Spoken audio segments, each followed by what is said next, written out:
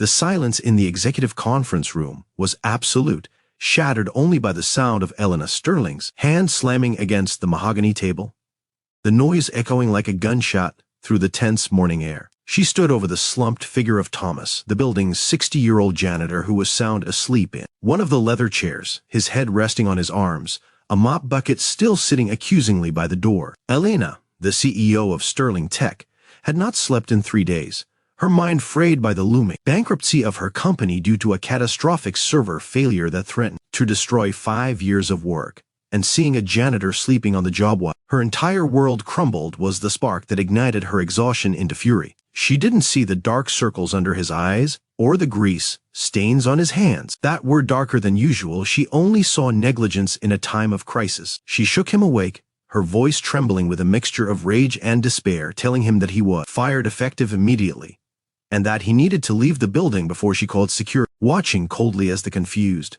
disoriented old man simply nodded, picked up his bucket with a word of defense, and walked out of the room, leaving Elena alone with her crumbling empire. Before we continue with this story of judgment, redemption, and the hidden heroes among us, please take a moment to support this channel. If you believe that everyone deserves kindness and that we should never judge a book by its cover, please like this video, subscribe to our channel, and turn on notifications. Your support helps us share more powerful stories like this one. The crisis at Sterling Tech had begun 48 hours prior. A cascade of system failures that had paralyzed the company's proprietary cloud architecture just days before the most important launch in the company's history. Elena had poured her life savings, her reputation, and her soul into this project, designed to provide affordable cybersecurity to nonprofits and schools. But a corrupted line of code deep within the kernel had triggered a meltdown that the expensive, Ivy League-educated engineering team couldn't isolate. The atmosphere in the building had been apocalyptic, with 20-something coders running on caffeine and panic, screaming at monitors, and eventually, one by one, giving up as the deadline loomed. By 2 a.m. the previous night, the server room had been abandoned, the lead engineer declaring the system bricked and advising Elena to prepare a press release announcing the delay, which was corporate speak for announcing her failure. Elena had retreated to her office, weeping silently into her hands, believing it was all over, unaware that the building wasn't entirely empty of hope, only empty of the people she paid to provide it. Thomas had entered the server floor around 3 a.m., moving quietly with the rhythm of a man who had spent 2 decades becoming invisible to the people in suits who walked past him every day without a glance. He was a man of few words, known only for his polite nods and the immaculate state of the floors. But what nobody at Sterling Tech knew was that long before life had dealt him a series of crushing blows, the medical bills for his late wife, the loss of his pension, the depression that had stolen his ambition. Thomas had been a systems architect in the early days of the internet boom. He had built mainframes when storage took up entire rooms, and he understood the language of machines in a way that modern coders, reliant on automated debugging tools, often forgot. As he had mopped the hallway outside the server farm, the angry red light of the status indicator had caught his eye, pulsing like a distress signal that only he could understand, and he had paused, looking around the deserted hallway, fighting an internal battle between the safety of his anonymity and the itch in his fingers to fix what was broken. He had pushed his cart aside and entered the server room, the heat hitting him instantly, the hum of the cooling fans straining against the thermal load of the crashing system. Thomas had walked to the main terminal, his heart pounding in his chest, not because of the technical challenge, but because he knew he was crossing a line that could get him arrested. Yet the sight of the cascading error logs on the screen triggered a muscle memory he hadn't used in 20 years. He sat down, his arthritic fingers hovering over the mechanical keyboard, and for the first time in a decade, Thomas wasn't a janitor. He was a maestro facing his orchestra. He began to type, slowly at first, then faster, bypassing the frozen graphical interface to work directly in the command line, tracing the corruption not to the new code, but to a legacy protocol that was conflicting with the new hardware. For 5 hours, Thomas didn't move, sweat pouring down his forehead, rewriting the kernel patch line by line, rerouting the power distribution to prevent a hardware melt, and manually rebooting the logic gates one by one, forcing the system to accept the solution. By the time the sun began to bleed through the blinds of the east-facing windows, the angry red lights on the server racks had flickered and turned to a steady, rhythmic green, a beautiful sign that the heartbeat of Sterling Tech had been restored. Thomas had sat back, his body trembling with the adrenaline crash, a small, weary smile playing on his lips as he watched the system. Diagnostics returned to 100% efficiency, knowing he had just saved the company millions of dollars and potentially hundreds of jobs. He has stood up, his knees cracking, and realized he hadn't finished the executive conference room, the one task he was actually paid to do. He had grabbed his mop and headed there, but the exhaustion was a physical weight he couldn't fight. And he had sat in the chair for just a moment to catch his breath, intending to rest his eyes for a minute, only to fall into the deep, heavy sleep of the righteous, which was where Elena had found him. After firing Thomas, Elena walked back to the IT command center, dreading the morning meeting where she would have to officially cancel the launch, her heart heavy with the guilt of her outburst, but justified by her stress. She walked in expecting silence and despair, but instead, she found the room buzzing with confused, frantic energy. The lead engineer staring at the main monitor with his mouth open. Elena demanded to know what was happening, bracing herself for the final death knell of her company, but the engineer spun around, his face pale, and told her that the system was live, the corruption was gone, and the efficiency was higher than it had been before the crash. Elena felt the room spin, unable to comprehend how a system that was dead 6 hours ago had resurrected itself, and she asked who had fixed it, assuming one of the team members had pulled an all-nighter. But the team looked at each other, shaking their heads, admitting that they had all left by 2:30 a.m., convinced it was hopeless. The mystery hung in the air, thick and palpable, until Elena ordered the security logs to be pulled, needing to know who had accessed the terminal.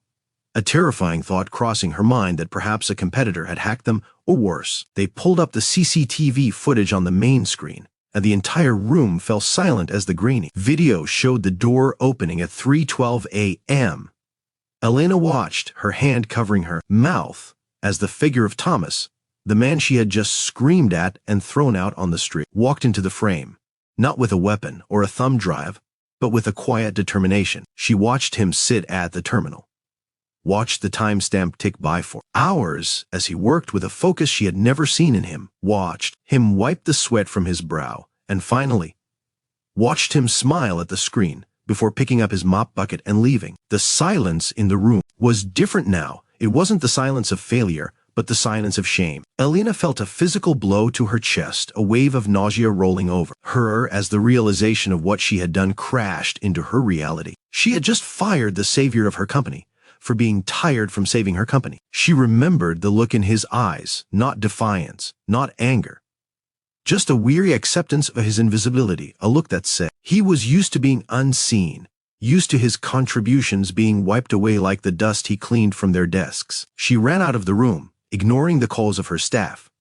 and sprinted down the hallway to the elevators, pressing the button frantically, then abandoning it to run down the 12 flights of stairs to the lobby. She burst out onto the busy street, scanning the morning crowds, her eyes searching for the familiar gray uniform. But he was gone. She rushed to the front desk, startling the receptionist, and demanded Thomas's employee file, her hands shaking as she flipped through the paperwork until she found his address. It was located in a neighborhood on the outskirts of the city, an area known for struggle and survival, miles away from the gleaming glass tower of Sterling Tech. Elena didn't call her driver. She hailed a taxi and gave the address, spending the 40-minute ride staring out the window, replaying the scene in the conference room over and over, hating the person she had become in that moment. She realized that in her pursuit of success, she had lost her humanity, viewing people as function rather than souls, and Thomas had been the ultimate test that she had failed miserably. When the taxi pulled up to the dilapidated apartment complex, Elena felt a fresh wave of guilt, seeing the peeling paint and the broken intercom system. She found his apartment number, 4B, and climbed the stairs, the smell of old cooking oil and damp carpet filling the hallway. She knocked on the door, her heart hammering against her ribs, terrified that he wouldn't answer, or worse, that he would tell her to leave. After a long moment, the door creaked open, and Thomas stood there, stripped of his uniform, wearing a faded flannel shirt and holding a cup of tea. He looked at her with widened eyes, confused to see the CEO of a billion-dollar company standing on his stained doormat. Elena didn't know what to say, so she started with the only words that mattered, tears streaming down her face as she apologized, not just for firing him, but for not seeing him. She told him she knew what he had done, that she had seen the tapes, and that he had saved everything she had worked for. Thomas looked down at his feet, uncomfortable with the praise, and quietly invited her inside. The apartment was small and sparse, but clean, and on a small shelf, Elena saw framed photos of old computers and a certificate of engineering from 1995, alongside a picture of a smiling woman, who Elena assumed was his late wife. Thomas explained that he hadn't done it for the credit or the money. He had done it because he couldn't stand to see a beautiful piece of architecture fail when he knew how to fix it. And because he knew how much the company meant to her. He told her his story, how the industry had moved on and left men of his generation behind, how ageism had closed doors until the only door open was the service entrance, and how he had accepted his lot in life, as long as he could keep his dignity. Elena listened, realizing that the brilliance that had saved her company had been mopping her floors for 3 years, wasted and ignored. She took his hand, her grip firm, and told him that his days of mopping floors were over. She didn't just offer him his job back. She offered him the position of senior systems consultant, with a salary that would change his life, and a team of junior developers to mentor young men and women who needed to learn that technology was nothing without the wisdom to guide it.